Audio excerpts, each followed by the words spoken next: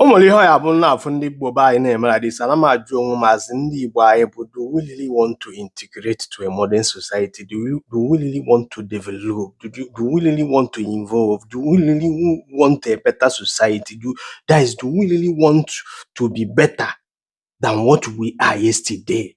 Ka anyị achọkwara ihe na-akọ akụkọ ama nweta progress na ndụ anyị na our society concerning ife anụnwa mere between Agaba ndị ọgbụ na Onowu Ugo na-abụ. I just watch one of our brother bụ onye ọgbụ ebe ọ na-ekwu na Onowu Ugo na-abụ a supposedly dead Agaba. Do you understand me? No onye ọgbụ ka ọ bụ na ife afọ o mere bụ mockery to our culture and tradition. Do you understand? But I'm not doing I achọkwadịrị change, I achọkwadịrị a better society, I achọkwadịrị integrate to a modern society. Ebe ụwa na-aga today, mụ na gị na-abụ nọ. Ịmanụ na ana Igbo anyị nwere oge a na-akwụ ozu ụwa mmụntụ. Ịmanụ ana Igbo anyị nwere oge nwaanyị di ya abụọ nwụọ like this. Ọ dị ka a na-eyi akwa ụjọ, ọ dị ka 1 year ka how many years. Mana because of things today, amen, they go some certain thing. No mmadụ na-echenji ife. Do you understand? Video akịta ya na-afụ kịta na video ma akịta na-abụ etu Agaba si anọ. Agaba ada abata ebe ọgbọ juru eju.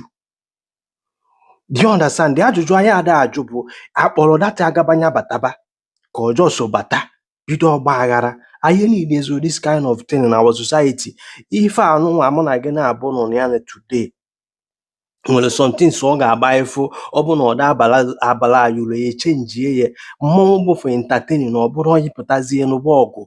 Ịghọtago? Because ọ bụ that na-eji melofa na-abụ gafe o nwere ike etu afọ Onowu Ugo na-abụ su wee gbezie Jack chelezie because the first time ọ mere ya approach Onowu Ugo na-abụ amalụ that na mmọnwụ ga-eme ya attack. Ọ mara na mmọnwụ ga-eme ya attack ọ gbee Jack ya o nwere ike ịkwa mmọnwụ afọ isi ya ekwopụ ọfịaba na-ata mmanwụ. Ịghọtago? And kedu ife unu mere ya ala o ji jebe na stage unu pụta na-asị that na ọ bụ onye ọgbụ that he should know better. Nya aghara niile na-afụ that Agaba ndị ọgbụ na-akpa ma ebe akwala mmadụ kwagbu ihe n'ihu moto ma amara na onye afọ adị ndụ ka ọ nwụrụ anwụ ma nka aghara niile afọ ife ahụ ka eji wee mara Agaba. Agaba bụ na-abịa ebe a kpọrọ ya oku mgbe aha ndị mmadụ na-asịragolu ebe a na-eme mmemme akwamozu ndị mmadụ anasarago dị n'ụmụ okorobịa ume dịkwa ka ya anọrụzie chili. Do you understand me? Ọ naghị entertain, ọ na-eme nhara o mee ka ọgbọ adị warm ọgbọ asara ọkụ. Ọ bụrụzie pụta attack ebe mmadụ ọ bụrụ ihe a bụrụ ihe eji wee debe nya bụ Agaba. Ịghọtago? Ihe bụrụ etu a ka Agaba nke mma Agaba ọgbụ mma si were azọ n'ọgbọ hapụ n'ife ahụ